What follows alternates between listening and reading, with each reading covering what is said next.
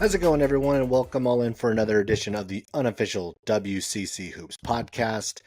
Got a few different things to get into this time around. We're going to talk a little bit about USF, them adding a pretty key game to their schedule, to a schedule that's really looking like a potential tournament quality schedule. So we'll get into that. We'll also get into the performance of one of St. Mary's newest additions, Paulius Murauskas, who played in the U20 tournament over in Europe just this past week, and the performance he's had and what he's going to mean for the Gaels this coming year. But we're going to start with Gonzaga and the number of things that the Zags have had going on. Obviously, we know that they've had a number of guys in the summer league. They've also have a few guys who are going to be participating in the Olympics. And also what this team is going to look like going into next year, because obviously the Zags team is really put itself back together pretty quickly. They bring back 3/4 of the minutes from a year ago and have really gotten to be much, much deeper than they were a year ago. This past year, we're thinking like this is like a team that's maybe 6-7 guys deep. Now, legitimately 9-10 players deep on this squad. So it's going to be really interesting to kind of see how that all goes.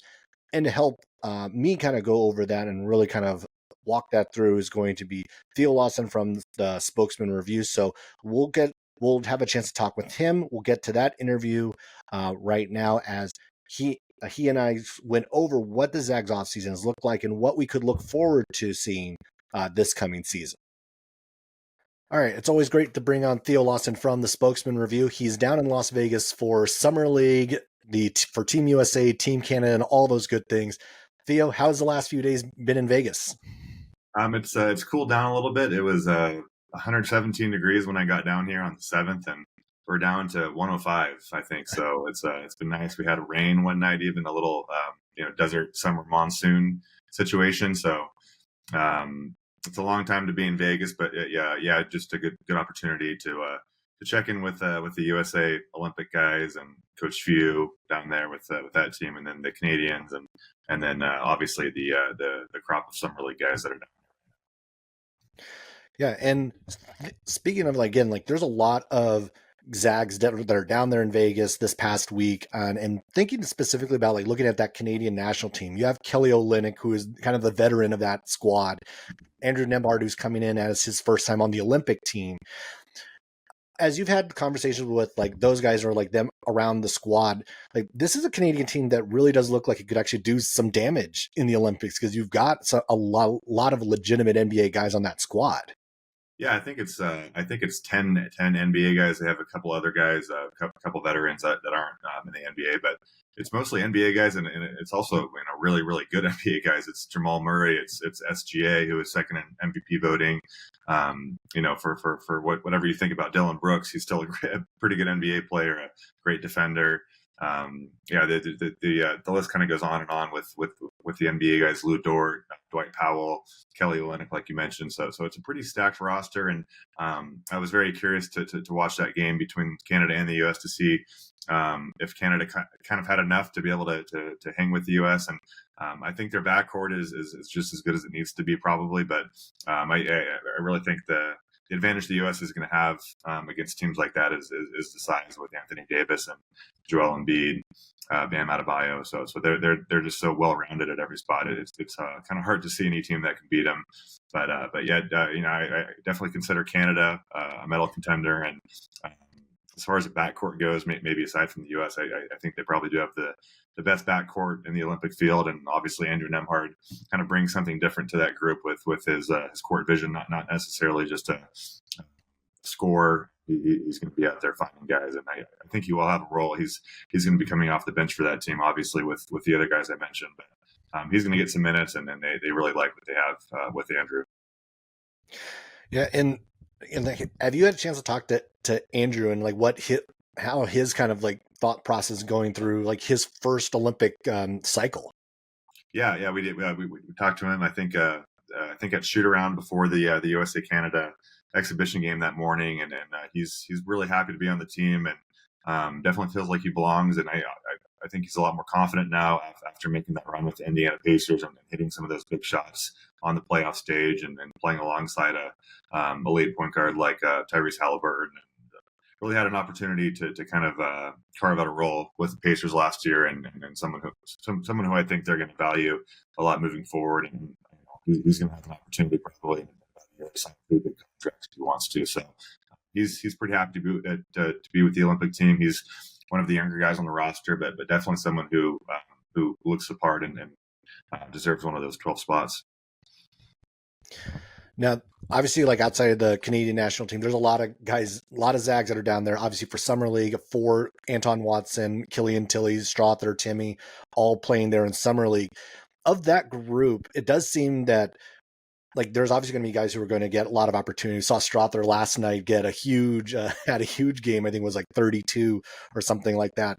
As you kind of like watch these guys, how have you kind of like what how have you kind of evaluated how each of them has gone about it, their level of play, and what opportunity each of these guys might get?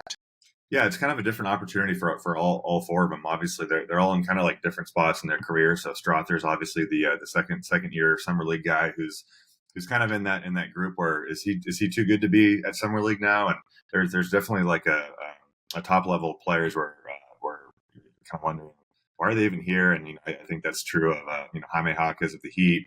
He kind of looks like he's just on a different playing field, and obviously the two guys with Warriors, Bajemski and Jackson Davis, they just, you can tell that the year of NBA experience really helps them in the Summer League setting where they're playing against younger guys or guys who haven't been on an NBA court before. So Strother just looks really confident, comfortable. He's aggressive. He's kind of their go-to guy at Summer League, and he's also kind of become a semi point guard. He's playing with the ball in his hands a lot. They're kind of letting him run the offense.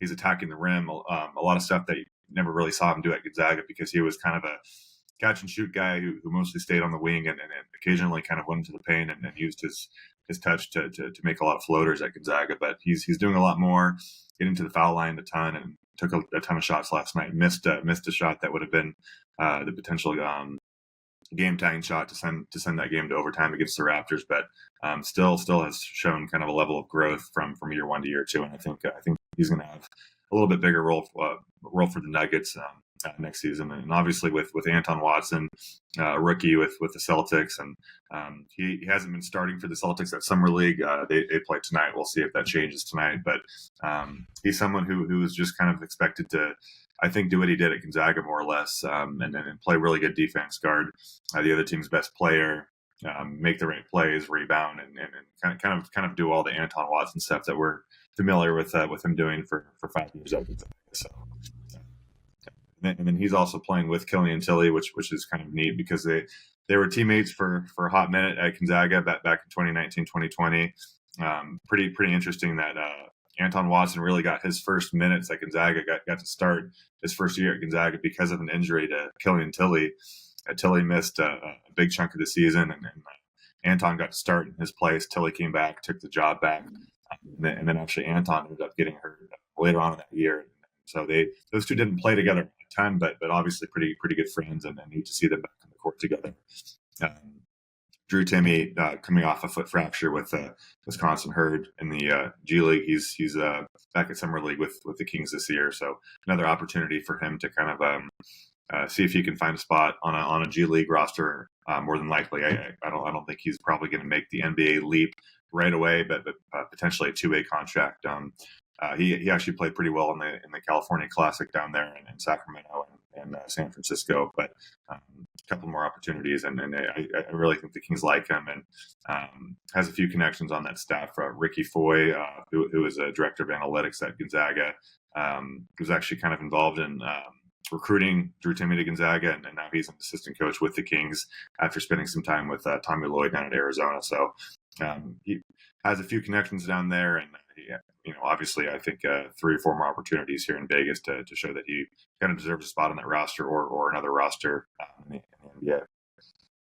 Yeah, I mean, just thinking about that Sacramento team, I mean, there's a lot of WCC connections in that with that organization between Mike Brown, Doug Christie, and they've picked up a good number of WCC guys. Obviously, Sabonis is on the squad on the NBA team, but they've run through Jordan Ford, they've run through Kessler Edwards, they've run through a good number of WCC guys over the last few years, and even just like thinking about a number like the way the NBA style, I think, is almost kind of changing back, not completely, but there's definitely more emphasis, it looks like, on the big man again and skilled big man. So like it does feel like maybe like there's a little bit more of an opportunity there because you do have more, we're kind of not completely back to the traditional, back to the basket big man, but you have more guys. In Zach Edey's success in Summer League kind of like sticks out in my mind of big guys who are the kind of like that throwback sort of guy who are having some success.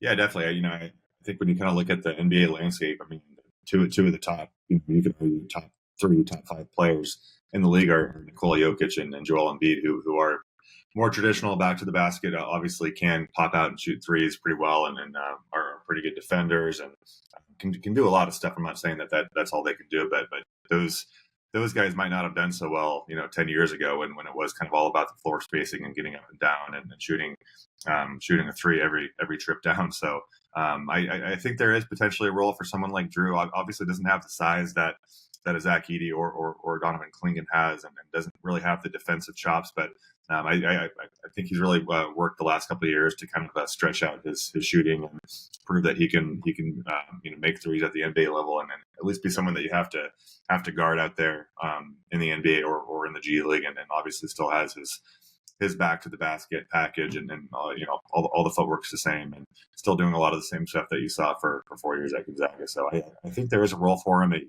probably just has to find the right situation.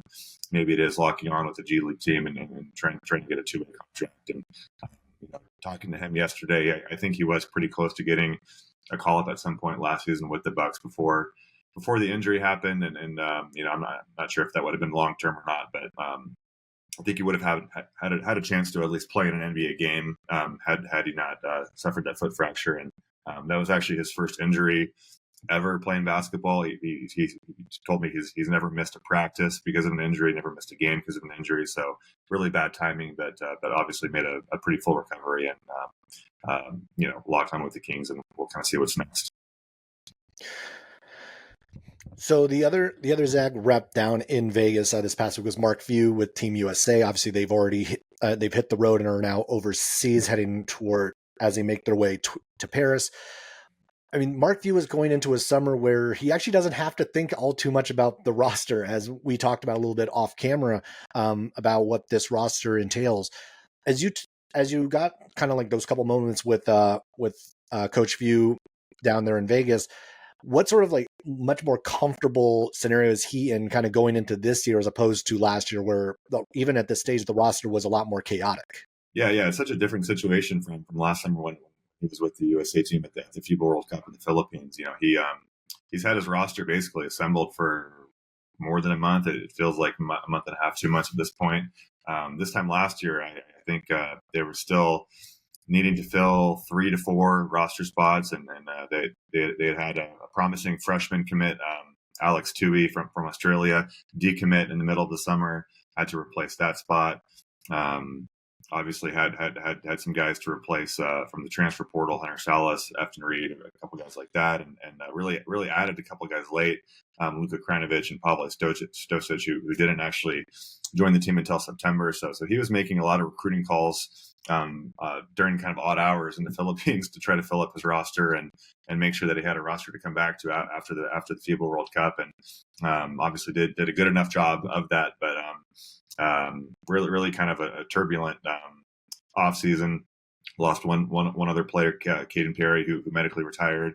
Marcus Adam Jr.'s committed and decommitted, and so a lot of kind of roster attrition this time last year, and now it's completely the opposite. With first of all with six guys coming back from last year's team. That I think that was the biggest thing, that pretty much every rotation player except for Anton Watson is coming back to this team next year, and that's obviously a good place to start. But the Zags got a commitment from Michael Ajayi before they played Purdue in the Sweet 16, so they had that position kind of locked down, and then once Ajayi decided to keep his name, or pull his name out of the NBA draft, didn't have to worry about that anymore, and then added a few other players from the transfer portal, and then kind of finished off the roster addition process with Ismaila Diagne, who's from Senegal, but was playing with Real Madrid, and he was kind of the last piece to the puzzle. He came to the U.S. about a week ago, so he's in Spokane, but they added him about a month ago, so that was kind of the last guy, and now they're just kind of in the process of building chemistry, and the assistant coaches, obviously, while Mark Few's gone, are going to be doing quite a bit of heavy lifting with the current team. But I think Mark Few's pretty happy he can kind of just focus on the Team USA responsibility, and he's still checking in with the assistant coaches. It sounds like kind of on a daily basis, either through text or calls or whatnot. But he's pretty happy to be done with that aspect of it, and he has a pretty good teammate. It's going to be a projected top 5, top 10 preseason team, and team that should have a lot of chemistry and a lot of kind of veteran leader type players coming back next year. And thinking about this team on paper again, and I think anyone looking at what this team brings back and then what they were able to add, yes, this is clearly at least a top 10 preseason team, if not a little higher than that. Looking at the roster construction, clearly this looks like one of the deepest teams that Mark has had at the very least in the last 10 years. But also because I don't know if there's necessarily the high level talent. Obviously you don't have a Jalen Suggs, you don't have a Drew Timme, you don't have those guys necessarily, but you have solid, it looks like not 8, 9, 10 guys on this roster who could actually see legitimate minutes in a rotation. Yeah, I think even more than that. I really think if you look at the last player on the roster who I think would be Ismaila Diagne, and I'm probably butchering his name. I'm sure we'll get a correction on that at some point. But I think he's kind of the last guy on the roster, and he was playing for Real Madrid senior team a month ago. So if that's your worst player, you're in pretty good shape, and obviously a couple of guys who would need to kind of make the adjustment to the college game, but really you're looking at a team that can go 10-11 deep. They have a transfer from Colgate, Braden Smith, who was a 2-time conference player of the year in his conference, at 1-time conference player of the year and 2-time NCAA tournament participant. Led Colgate to the last 2 NCAA tournaments. One of the best kind of mid-major point guards, and he has to redshirt because there's not enough playing time, and they have Ryan Nemhard coming back. So it's kind of a unique situation where I think it's going to be tough for Mark Few to decide who to leave out of the rotation, because he's not usually one to play more than 8 or 9 guys, 9 at the max, and usually that rotation kind of gets cut to seven players during the tournament. So I expect 3 or 4 really strong bench candidates, and Khalif Battle and Dusty Stromer, Braden Huff, Steele Venters, and then you still have Jun Sakyo, who's coming back, and like I mentioned, Ismaila Diagne, and a couple really good players that aren't going to have a chance to see the floor because of their depth. Manuel Innocenti from Tarleton State, who was all freshman in the WAC last year. So really deep team, and pretty good problem to have, and really a team that's kind of also built for the future, because they are going to lose quite a few guys from this year's team after this next season. Yeah, and I mean, thinking about the roster construction, because I'd seen there's already conversation about who the starting 5 would be in this grouping. Because I mean, there's some obvious ones, obviously Nolan Hickman's going to be in that starting line. Ryan Nemhard's going to be in there. Graham Ike is going to be in there. And then I've seen at least some back and forth on who kind of the last spots are. Because in my mind, Ben Gregg was in that starting lineup. He should be back in that starting lineup. But this group becomes so deep because you bring in, again, Michael Ajayi, who was the leading scorer and leading rebounder in the WCC a year ago. You bring Steele Venters returns and is going to be fully healthy. You bring in Battle, who may not be he feels like he's going to be kind of one of those first guys off the bench, but again, to your point, there's so many options here. I mean, obviously a good problem to have if you're Mark Few trying to figure out this rotation, but it feels like that there's going to be at least maybe some early season I mean, complete shuffling, but like those two spots seem like there might be some work in progress as we go. Yeah, I think so. I agree with what you said. Obviously, I think UK, Nemhard, and Hickman are the three absolute locks for now. I would expect Michael Ajayi is kind of their top NBA prospect and kind of high upside guy to be starting, and he's kind of expected to kind of replace Anton Watson, and obviously two very different players, but that's the role he's going to be in next year. I do kind of tend to think Ben Gregg would start just because of his experience. He's been with this program since their run to the national championship in 21, and just really knows kind of what it takes to be a Zag, and knows the system so well. He's going to be a leader on that team too, and maybe kind of the captain on that team. So I tend to think he's going to start, but they do have options, and I think it's also going to be maybe a situation where if they're playing a smaller team, they can go with the three guard look and play Hickman, Nemhard, and Battle in the lineup. And I really think Battle's going to play a ton of minutes off the bench. He obviously showed what he could do, scoring 30 points against a bunch of SEC teams last year at the end of the regular season. So I kind of do like him as a versatile scorer off the bench, and I think that's going to be hard to cope with for other teams when you're maybe down 10 points early in the first half, and then they bring in Khalif Battle, who might be the best pure scorer on the team off the bench. So I think it's going to be a lot of kind of different lineups early on, and I think they're going to try to toy with the unit and kind of see what works. But just kind of based on what I know of the returning players and what I've seen from Michael Ajayi and Battle and some of those guys, I kind of do expect it to be pretty similar to last year's starting five with those four guys coming back and then just kind of plugging Michael Ajayi in. Yeah, and definitely much more. Again, like I think that's 70-something% of the minutes returned from a year ago. So again, like thinking about just that continuity that's coming back, which was one of the challenges early on last year, which obviously will not be as much the issue going into this year. We've seen some of the Zag schedule, most good chunk of the Zag schedule be announced in one way, shape, or form. As we're getting closer, obviously we've got a long time before we get to November, but is there already one of those non-conference matchups on the road that you're kind of circling yourself, at least on a location front, that you're looking forward to? Oh, if we're talking location, I think that's a pretty easy one for me. That's going to be the battle for Atlantis and the Bahamas. Never pass up a chance to leave Spokane in the winter and go to somewhere warmer, which is why I love the WCC locations, mostly in California, a lot of Southern California. So definitely looking forward to the weather and obviously the basketball in the Bahamas. I would really love a first round Gonzaga Arizona matchup, or even better, a Gonzaga Arizona championship game. Mark Few and Tommy Lloyd don't really want to play each other. I don't think they're ever going to put that game on a schedule, but if they're in the same tournament field, I don't know if they really have much say and who plays when, and if they get to play each other there. So really looking forward to the battle for Atlantis, but it's another schedule just lined with great non-conference games. I would say after that battle for Atlantis, really looking forward to the game in Madison Square Garden against UConn, defending national champs, and that game became a little bit more interesting when a certain St. Mary's player transferred to UConn. So Aidan Mahaney has plenty of history with Gonzaga, so that just kind of adds another layer of excitement to that game. And we'll see if Gonzaga can finally take down UConn. It's going to be a tough challenge, but I think this might be their best chance of the three chances they've had the last few years.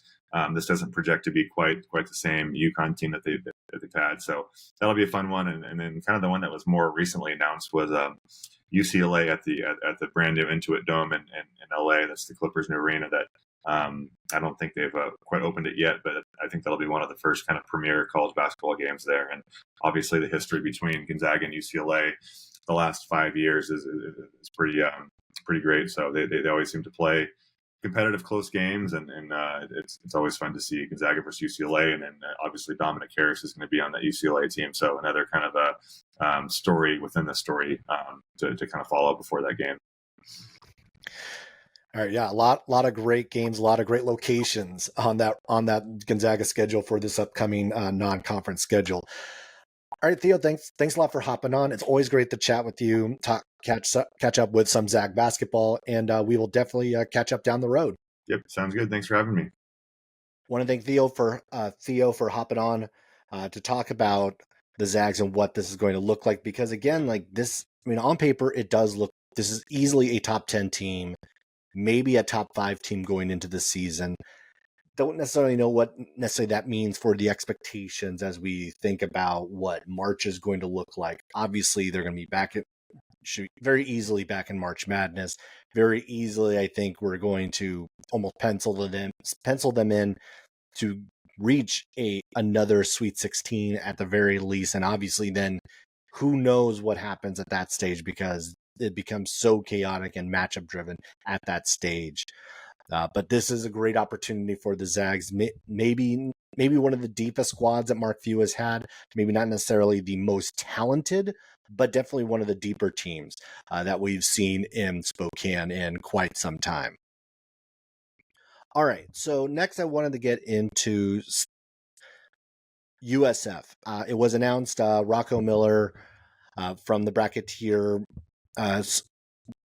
shared the news on social media that USF would be adding Loyola of Chicago to their schedule. They'll be playing them on December 15th in Milwaukee at the Fiserv Forum. So it'll be a neutral site game against Loyola. This is another really good matchup for USF. Now, yes, Loyola this past year was just inside of Ken Palm's top 100. So this is going to be another like solid game for USF. They already also have games against Boise scheduled. They're going to be Memphis at Chase Center. They have St. Louis on the schedule. They have the Sunrise Slam with Fordham, Penn State, and Clemson on the schedule. They have unconfirmed dates for these games, but they also are going to be at Minnesota, and they're going to be playing Chicago State. So they still have a few games left to kind of map out and put on the calendar. And this is a lot of really good teams. Again, like thinking about what USF was able to accomplish a year ago, what they need to fix, what they need to do. We talked a lot about it, is that they need to beat some of these good teams, and they're going to have a lot of opportunities between the schedule and the non-conference, Loyola, Boise, Memphis. Likely you're going to get Minnesota, and then likely either Clemson or Penn State, if not both of them, in that tournament. So it's going to be a really good non-conference schedule to go along with obviously what they're going to see in conference. And I was just kind of mapping through, just based off Ken Palm numbers from a year ago, they're going to have minimum of 11 games against Ken Palm top 100 teams from a year ago. And I think there's going to be some shifting around of what those teams look like. Washington State was 42 a year ago. Obviously, they're not going to be that this year. I think they might be hovering down in the 70s or 80s somewhere. Santa Clara was at 107, and a lot of people have really high expectations of that squad, and I think they could very well end up inside the top 100. So again, like more and more games that USF will have the opportunity to get better wins. That said, that was the challenge a year ago.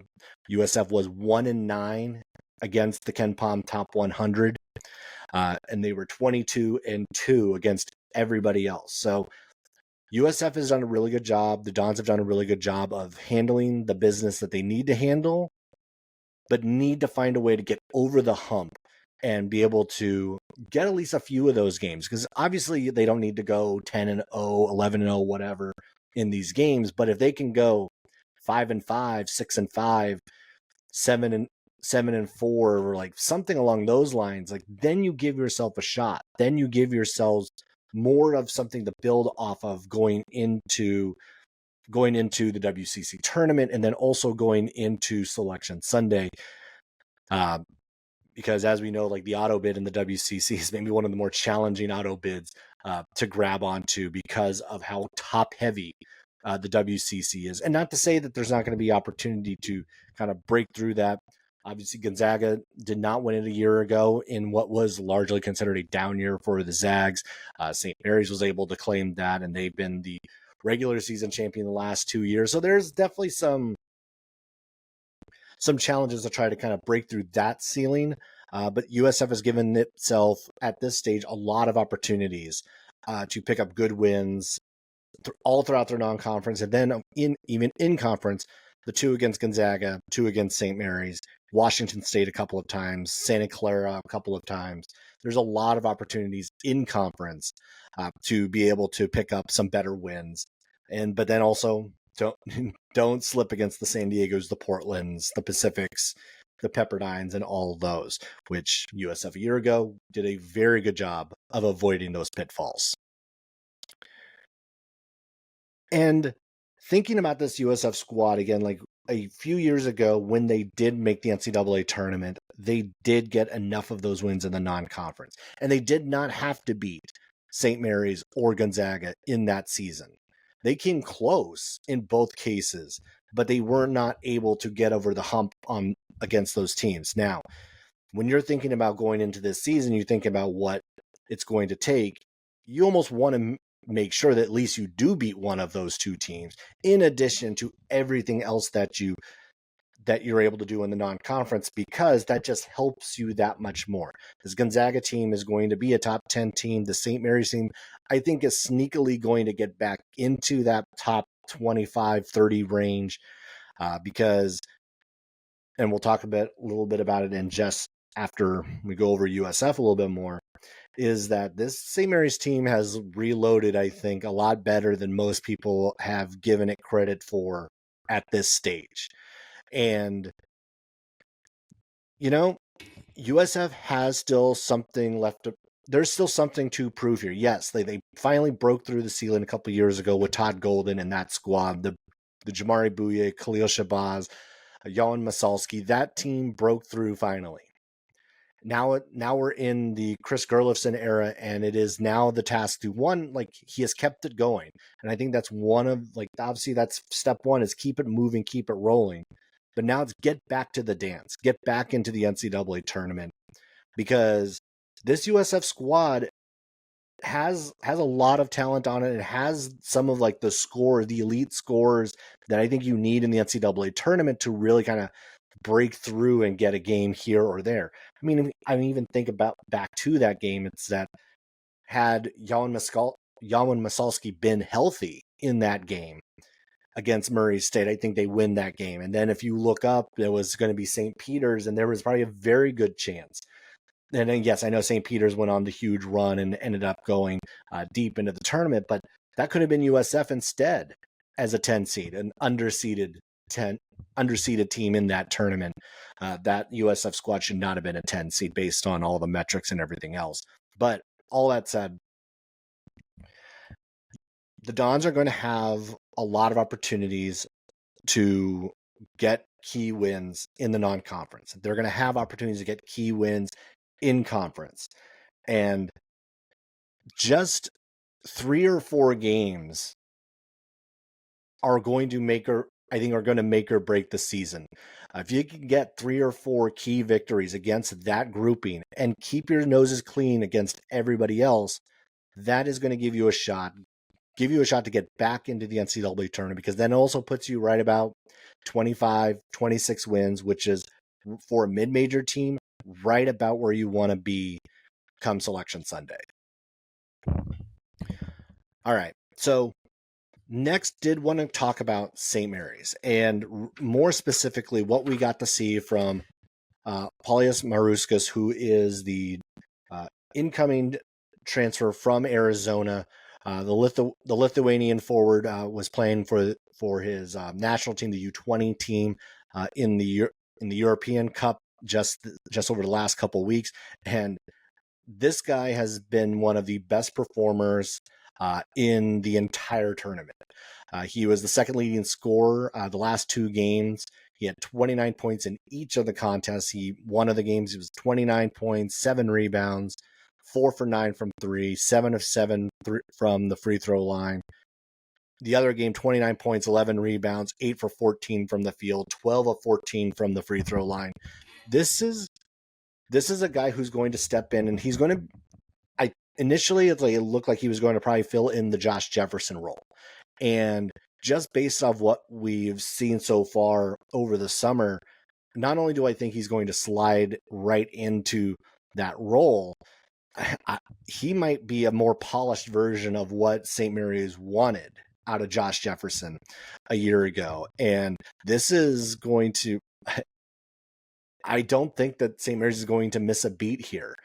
This looks like a player that's going to be able to contribute immediately. This looks like someone, as you think about what they need, this is someone who can stretch you out to the 3-point line, and they need a 4 who can really do step out onto that perimeter and give you some spacing, especially when you think about Mitchell Saxon kind of really taking up that post presence down low. So you do need a 4 that's going to create a little bit more space and be able to kind of go in and out, which Murauskas, from everything I've kind of seen to this point, does look like he's going to be that sort of guy.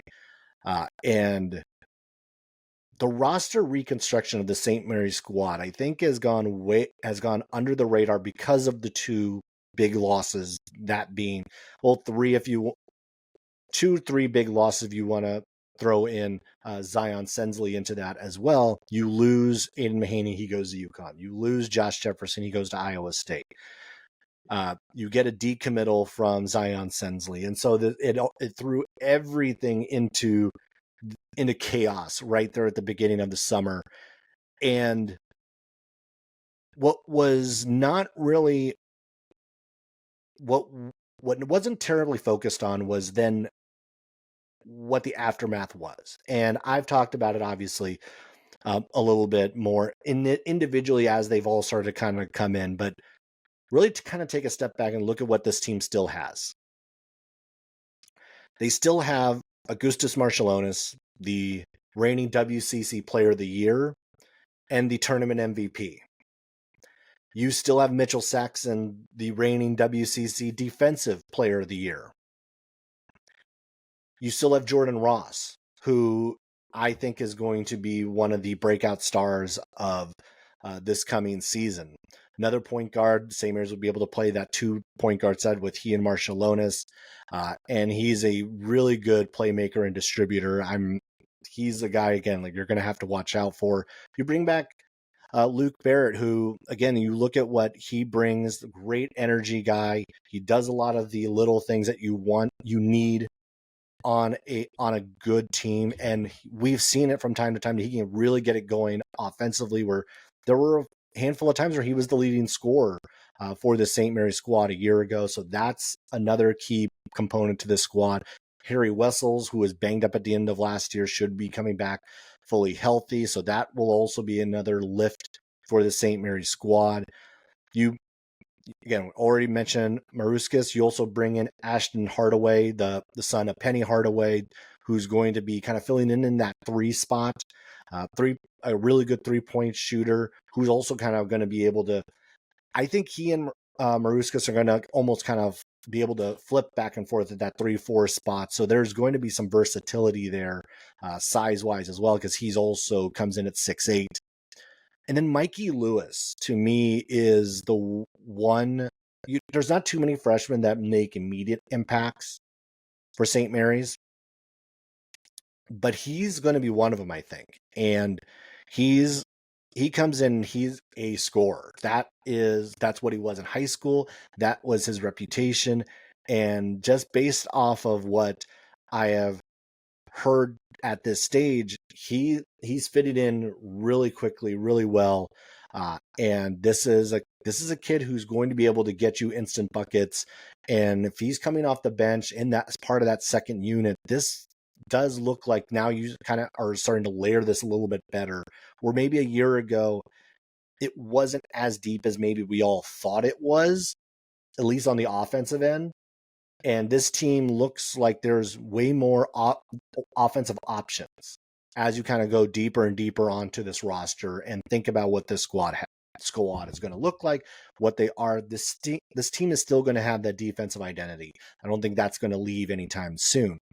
But you do have more versatile pieces. And I think that's sometimes what St. Mary's ran into the problem with a year ago, is that they didn't have as many movable pieces because you had maybe a few more guys who were kind of stuck in the spot that the position they would be in or the role that they would be in.